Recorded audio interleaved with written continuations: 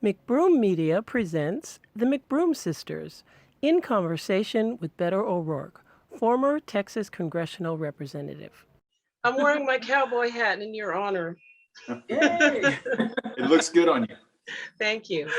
I'm here in Rome, Italy. It's 11 o'clock at night, but you are somebody that I've been wanting to meet for a long time, and we really appreciate you taking the time to do this with us, and we want to support you. So Thank you. And do you live in Rome?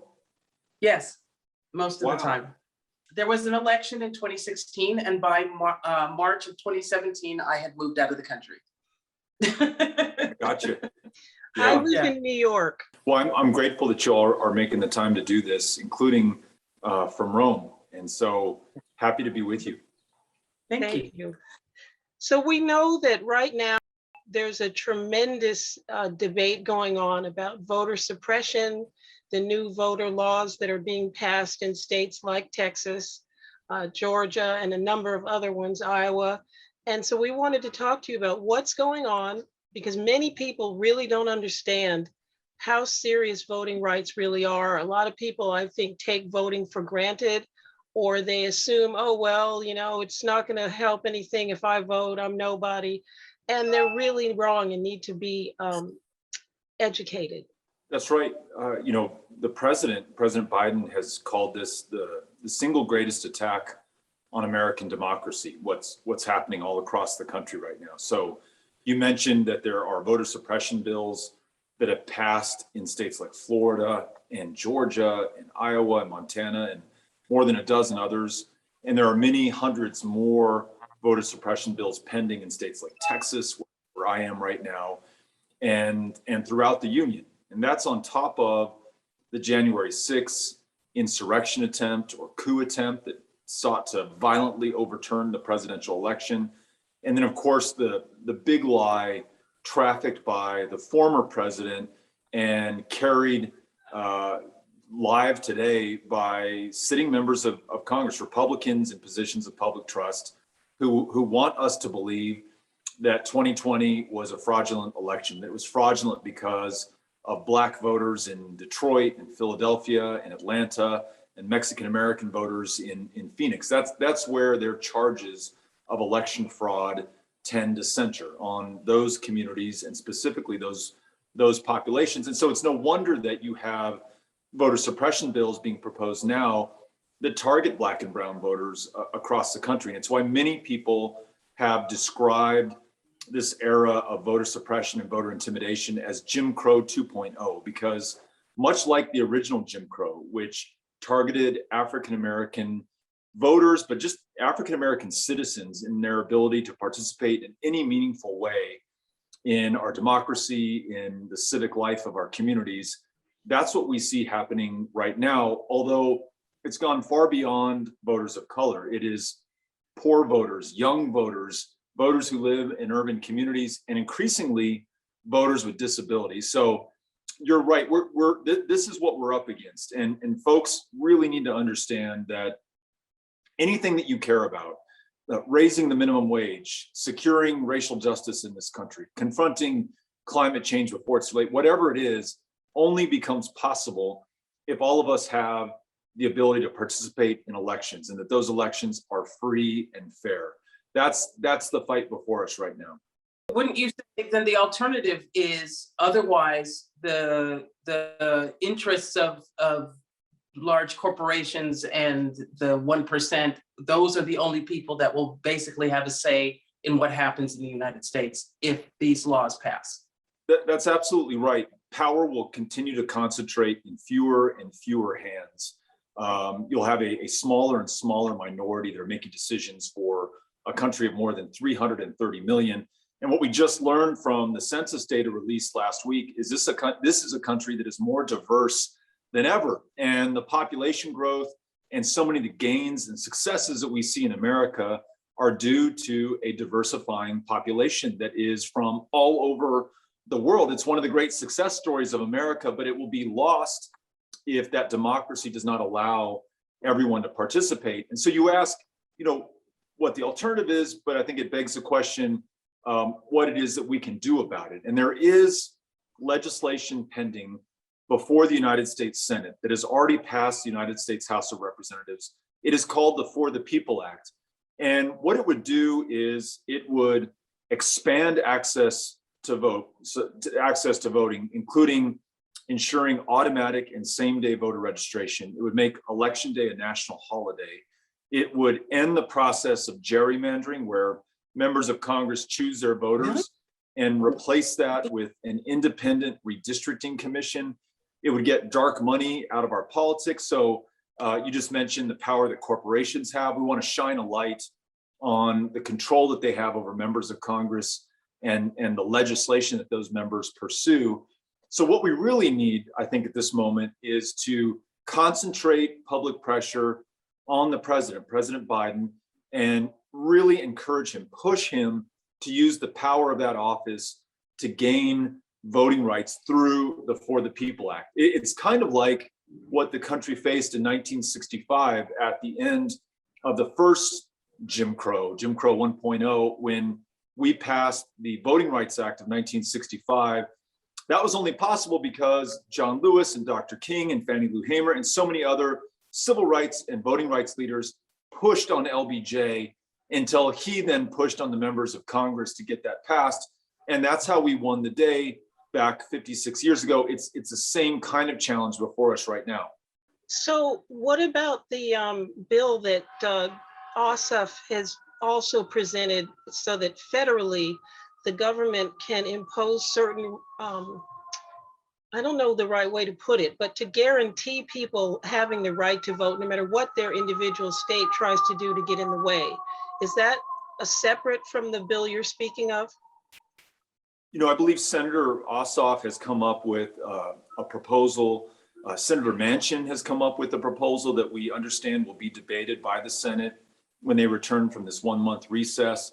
Senator Warnock, the other senator from Georgia, along with Senator Ossoff, has also been central to these conversations. And I'm hopeful, I'm optimistic, despite how long it has taken us to get to this point and how often the obituary has been written for voting rights in America, that there's still a way forward. So whether it's the Ossoff plan, the Warnock plan, the Manchin plan, or some other plan, we've got to keep pushing. And the one person who I really believe can bring us together on this again is the president. I think we really, because I don't know that Ossoff is going to care what I say here in Texas.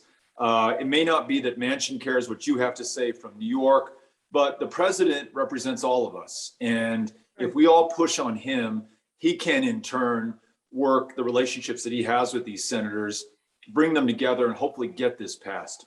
Is he not already pushing? I'm surprised that you would say that we need to push him. That kind of makes me angry. So he has done a wonderful job of describing how bad the problem is. And again, in that speech in Philadelphia a month ago, he said this is the single greatest attack on American democracy since the Civil War. What he has failed to do is both to propose the solution and then to push like hell to get it across the line. And it has got to be this president's #1 priority for it to be enacted, because it's going to be a very heavy lift. There's a million reasons in the world not to do this. There's so many other pressing priorities. Unless the president says, no, this is the priority that we're going to focus on. And then we'll get to everything else, because everything else is really only possible once you have the right to vote secured for everyone. Then we'll get it done. So I do want to say that the president has done a lot of great work on this, but he has not done enough. And that is why we have to push him. Politicians move when we push them. And so we got to push him peacefully, non-violently, through public sentiment, but we got to push him nonetheless. And so how, I don't know. I grew up in the 80s in the pits and the punk rock shows. I know how to push somebody. how can we recommend that the voters that may be viewing this interview with you, how can they do that push? Besides, obviously, people can organize marches like Martin Luther King did, but we don't have leaders like that today. So many of the people who have tried to be that have been labeled as they're socialists, they're Marxists, they want communism, and all these crazy labels that have nothing to do with the fact that we're just trying to preserve the rights of the people. The government is supposed to be for the people, by the people.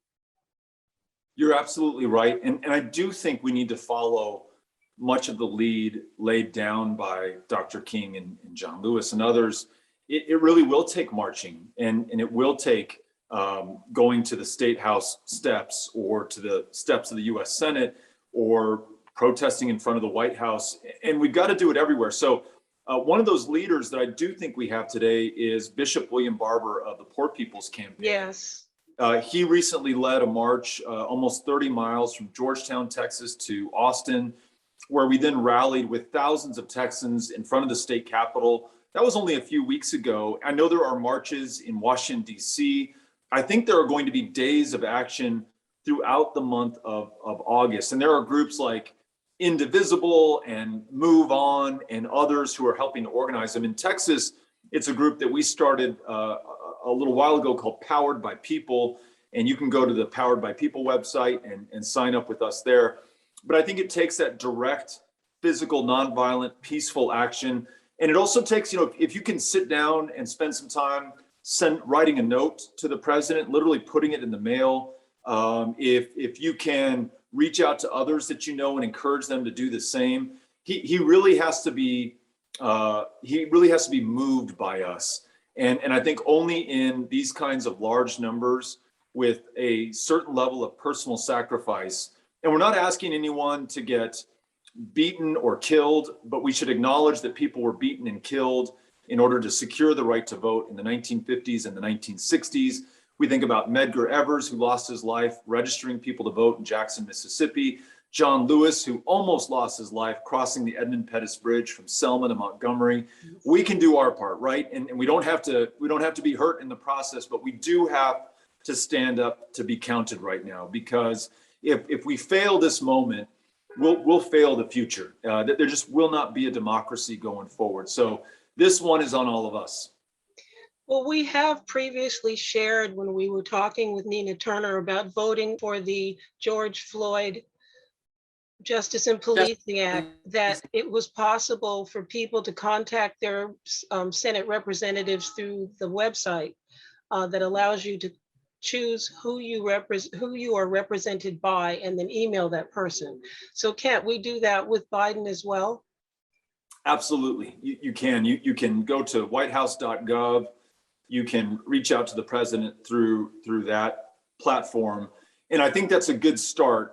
But if it were any other issue, I might say that's a good place to stop as well. I think we need to go beyond that, though, given how important this issue is. So yes, get in touch with the president through the whitehouse.gov website, but then join with your neighbors in a march, or maybe even take the dramatic step of traveling to Washington, D.C. and mobilizing with other people when you see opportunities. And there are plenty of them out there. A quick Google search on direct action and peaceful protests for the People Act or for democracy or for voting rights should point you in the right direction.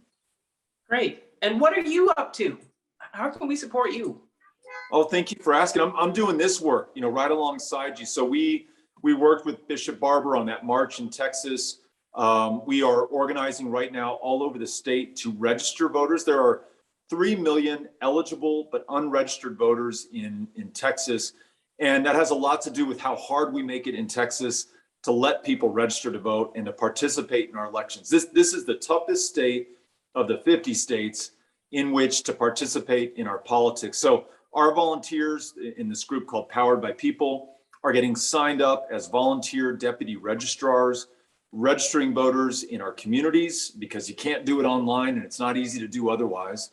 And then we're staying in touch with them, and not just for voting and not just for elections and not just for candidates, but we're staying in touch with them now because we have a dramatic increase, for example, in the rise of COVID infections and hospitalizations and deaths in Texas. And so we're helping people organize around their local school boards so that they can go to the school board meeting and ask the trustees to require masks for children in those schools, for example. It's a way of getting engaged. It's part of our democracy, even though it's not directly about voting, it's about saving lives. And so Powered by People is doing that as well. And if anyone's interested in learning more, our website is poweredxpl.org. youngpeople.org, and you can go there and get more info. Don't worry, I'll be Thank- sure to add the website to our discussion. Thank you. Very kind of you. Thank you for taking the time to speak with us. We really appreciate it. And it's wonderful to meet you. And hopefully we'll meet you again in the future. I have a lot of things I want to ask you about. I'm looking forward to it. I'm looking forward to meeting each of you in the future. I hope sooner rather than later. And thank you for doing this. And especially thank you for taking some time so late at night in Rome to do this. I'm grateful. I'm looking forward to seeing it up. I'm a rock star. This is like lunchtime. We love it. come by our interest in politics naturally because our father was very political. He was meant to be a speechwriter for Bobby Kennedy. He knew Dr. King, marched, and also did a debate with Malcolm X representing Martin's Wow. philosophy. So we grew up in an environment that was about get involved, find out what's going on, be politically aware. So we're just continuing. Well, thank you for what you're doing, and the fact that you have this platform to reach so many people, and you're using it to reach them about this issue means the world to us who are engaged in this fight. So please keep it up. We will.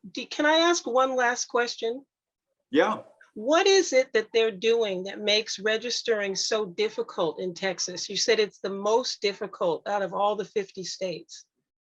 Yeah. So for starters, you cannot register online to vote. So, most states in the union allow you to go to a website, fill out your information, you're set up, and they send you a voting card. In Texas, you have to actually go down to the elections department in your county seat. If you have a printer, you can print out a form, fill it out, send it in, get it sent back to you. And as you all know, if you're 18, 19 years old, you probably don't have a printer. You're not used to using the mail. All of the world, for whether it's Netflix or anything else, is doing everything online. And yet Texas intentionally removes that as an option. And then there are 254 counties in Texas. And so if I want to register someone to vote as a volunteer registrar, I have to get registered or certified in each one of those counties in which I want to register someone. So I'm registered in El Paso County, but if I want to get somebody in Culberson County, I by law can't do that unless I go to their elections department, get signed up. They make it very tough. You have to jump through lots of hoops. And it's not by accident, as we know. This is by design. It's a version of, how many bubbles are in this bar of soap, or how many jelly beans are in this jar? Can you recite the Mississippi Constitution? These are impediments placed in the way of voters so that they'll just give up at some point. And it's not too different from, in Houston, Texas, seeing people wait 6-7 hours in line in order to vote. It's not an accident that those happen to be in neighborhoods that are among the fastest growing Black and Latino neighborhoods in the country. It's they want to make it harder for people in those neighborhoods to vote. So those are some of the things that they're doing, on top of really bad voter ID, a racial gerrymander of our state, a lot of other obstacles placed in the way of voters. And it's a very cynical and frankly, unconstitutional way of doing this. But what makes it so hard, as I'm sure you know, is that in 2013, the Supreme Court, through the Shelby decision, basically removed the pre-clearance provision of the Voting Rights Act. So it left Texas and Georgia and Florida and so many other states free to place these obstacles in the way of voters with very little consequence or penalty. And that's what you're seeing in Texas. And on top of everything I described, they're trying to make it worse right now by proposing new voter restrictions and anti-voter bills. So it really is the fight of our lives. And another reason, again, that I'm so grateful you all are shining a light on this. People need to know what's happening right now. I'm just shocked that we have had vote by mail since the Civil War. And I know. people, as soon as it started to be a question, oh, there's going to be voter fraud. I was posting on Facebook, but this has been legal for decades. Without problem. Okay. See you all soon. Thank you so much. Yes, thank All you right. so very much. Adios. Take care. Bye. Bye-bye. Bye con Dios. Bye-bye. Thank you for watching In Conversation with the McBroom Sisters and Beto O'Rourke. Please like, subscribe, and join us again.